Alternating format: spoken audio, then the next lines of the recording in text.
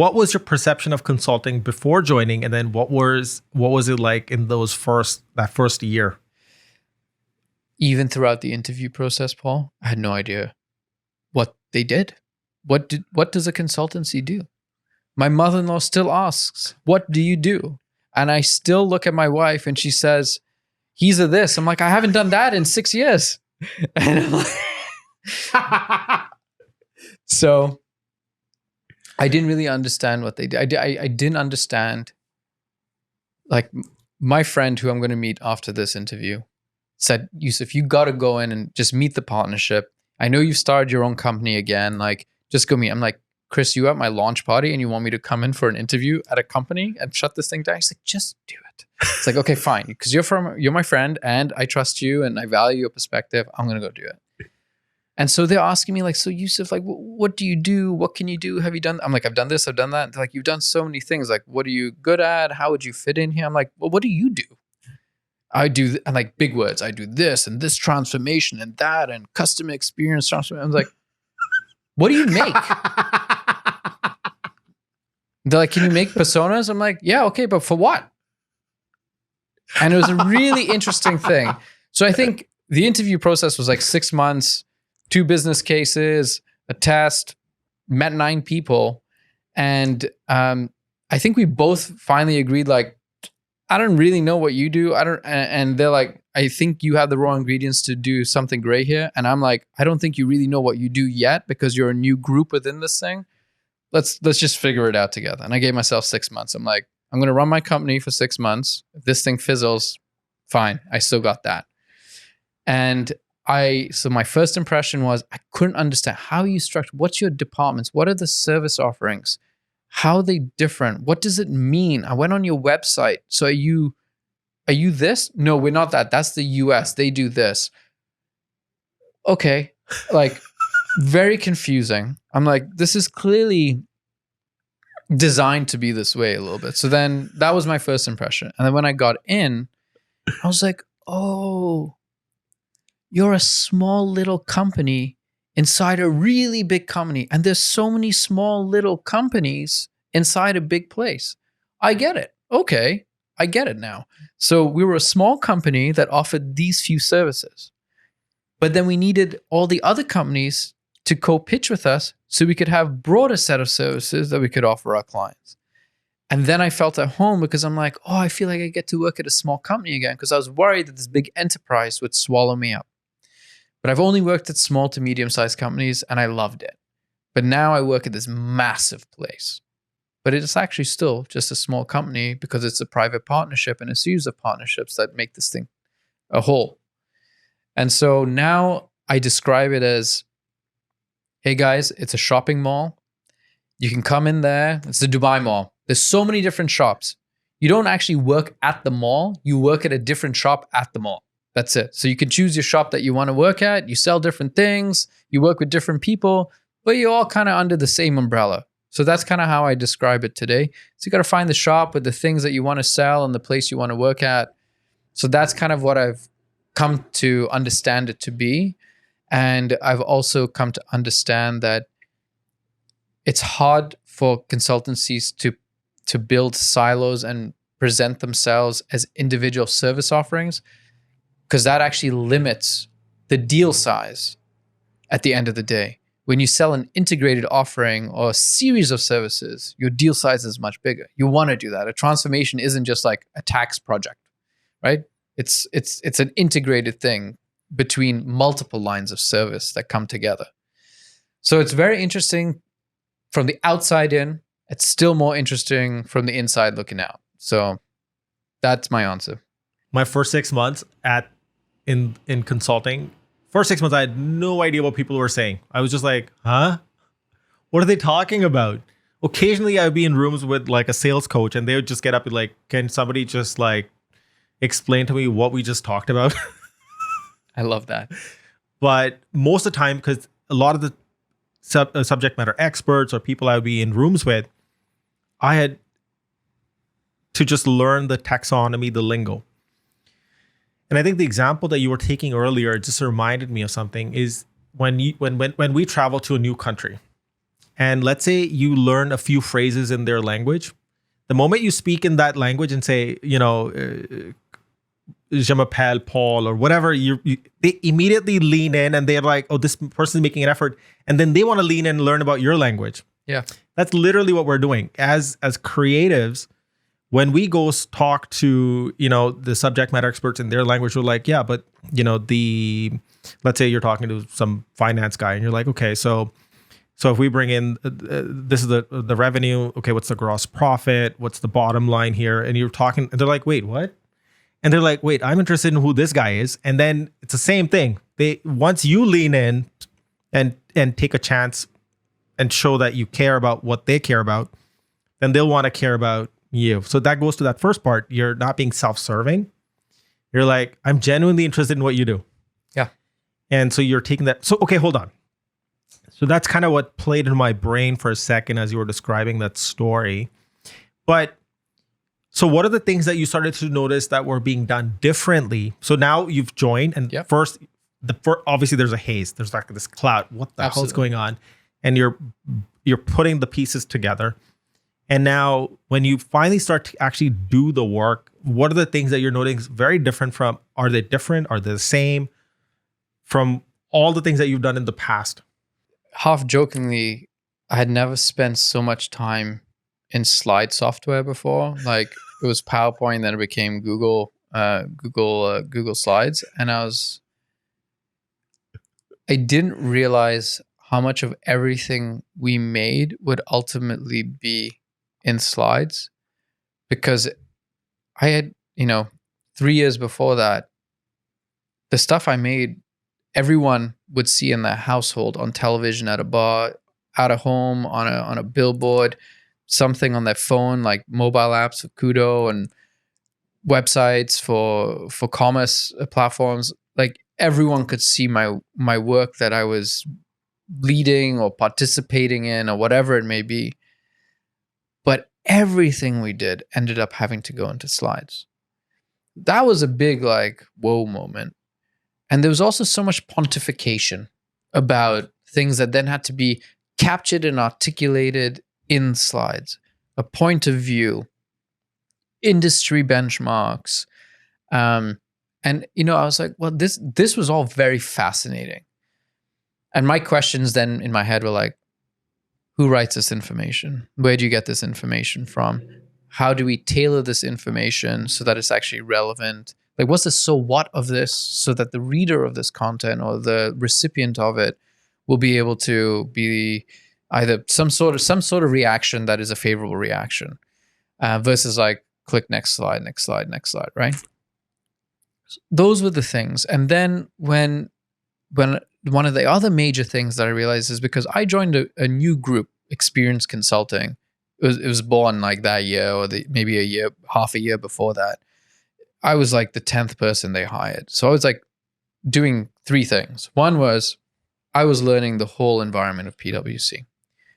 2, I was helping build that practice because there was an strategy to execution gap.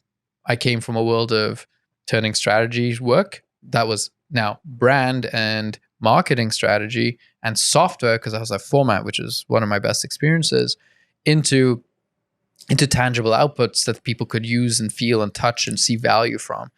So now I had to kind of see, how could I make these things more real beyond decks? What could we make? What prototypes could we make? How could we enact something so that people could see it and feel it and touch it? And so my role was to try to inject some of that into the practice. And the third was how to actually deliver on projects for clients using new frameworks and methods and language I'd never seen, never heard, hadn't been taught. So I just basically took these pieces of random things together and then I actually watched one group deliver a series of workshops. And at that time, because it was pre-pandemic, our work was all co-creation work, from, building like a whole transformation strategy for one of our federal clients. That was like 12 weeks, 3 days a week of co-creation, 8 hours a day. That means you had to not only know what you're working toward, meaning the playbook we were building for them. But then from that, work backwards, determine what all the inputs were that you needed for it, and then figure out how to create engaging forums to gather those inputs, remix them, build them with our SMEs and their SMEs in a journey over 12 weeks, and create the curriculum, lead and facilitate the sessions, synthesize that information, package it, and then do it again and again and again and again. It profoundly blew my brain at how it all came together and how it all comes together, because I had never seen it. You could explain it to me. It's like trying to explain academically maybe how to drive a car. It's like so many things would be thrown at you that you would need to know, and things to watch and this and that. And then you'd be like, how could anyone do this? That's way too much. You just got to do it. You got to be immersed in it. And even when trying to sell that kind of work that leads to co-creation, ultimately, it's hard work to sell because they had never felt it or experienced it. The best thing was to get people who had been through it as testimonials to convince other clients that this was the way to do it. Because doing it the old way, which was like, let's go work with this functional area, then go work with this functional area, and then that one. And then we will have to reveal that these 3 functional areas don't work well together. They want this, they want that. Then we try to negotiate. And then it's like 9 months later and, we just have a deck.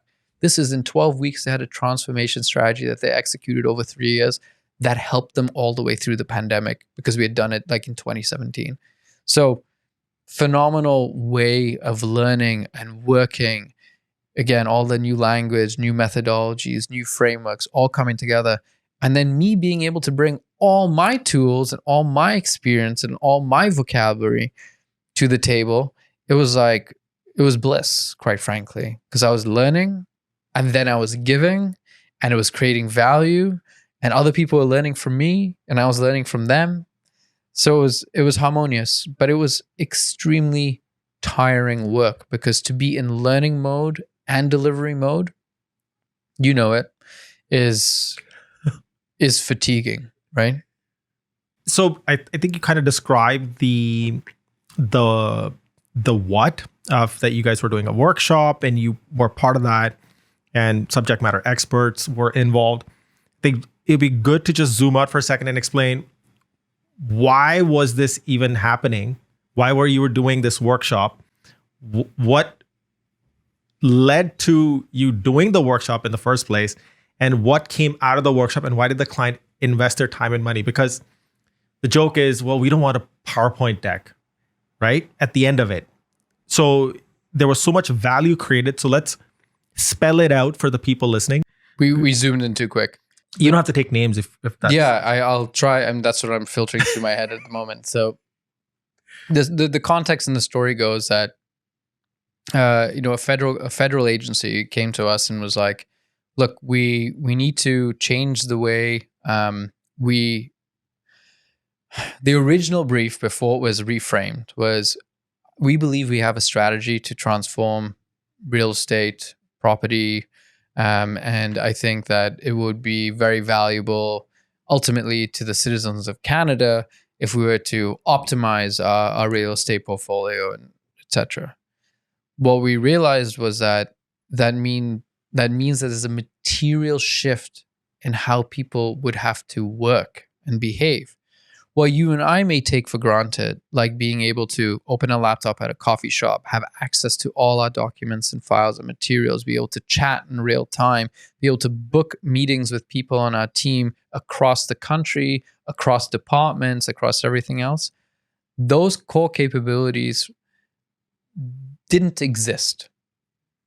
So if you want to transform how someone works, a day in the life of a federal employee, which might have been something like, I wake up in the morning, I go to the office, I badge myself in, and suddenly I'm at my desk, my cubicle with my dedicated space, and that's it. And then I go home and do my life outside of that. And I don't have access from home. I have a work device that if I'm at that level, they give me one. If I'm not at that level, I don't have one, and that's it. But if you want to move into a more fluid way of working from location to location, how do you do that? What impact does it have to the real estate portfolio? What impact does it have to the culture? What technology impact and implications does it have so that you're able to actually make sure people have this seamless experience with technology. What does it mean for policies? Work from anywhere, work from home. What does it mean for traditional managers who might have that archetype of presence is performance? So all these questions get unearthed. And if you want to have a strategy around this, you also perhaps need some way of executing on that strategy and understanding the implications. So you have to first define what a vision is. What does a day in the life of the future look like? So in order to define what a day in the life of the future is, we're not, as a consultancy, going to tell you what your future is going to be. You're going to tell us what your future is going to be, because we're going to tell you what the future already is and can be around the world at other government institutes that are way ahead of the curve. We'll use that as inspiration. But then we'll also look at totally adjacent industries and say, here's what the future looks like for them. Some industries like offer perks such as like you can bring your pets to work, but we'll also give you pet insurance as part of your package. You know, we'll do your laundry for you. We'll have lunch and dinner and breakfast and everything there. There are all these unspoken perks that actually feed into why people show up into work. This is pre-pandemic days, right? Narrative may change today in a hybrid environment. So all these implications means that a vision needs to be set. That vision needs to come from within.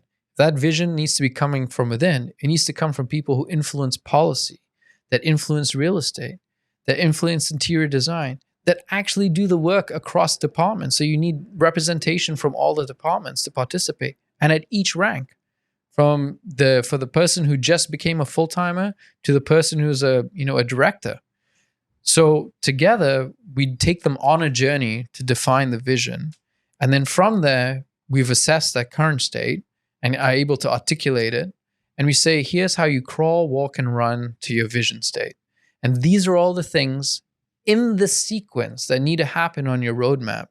And here's a prototype of what 5 core elements could be that you can touch, feel, and use today to go business case, sell, and get funding to make your transformation a reality and a success. Bring in all the right supporting functions, bring in the right supporting actors, and get this thing funded so that you're not going around with one person talking about a vision this way, one person talking about a vision that way. You're talking about the same vision. You have visuals to show it. You have a playbook. You have a plan. And you can make it a reality to realize all those business benefits that this originated from, that also creates people benefits, hiring benefits, because you actually want to work for this future version of the federal government, retention benefits, engagement benefits. There are a whole bunch of benefits. So why do we do it in a co-creation fashion? Is because if we did that in a traditional way, it would have taken 3 years to land at something, and maybe 60% of those people would have been happy and bought in. If you did it in 12 weeks with everybody at the table in a systematic way, and their fingerprints are all over it, how could they not fall in love with it and want to see it through? I think I just orgasmed a little bit.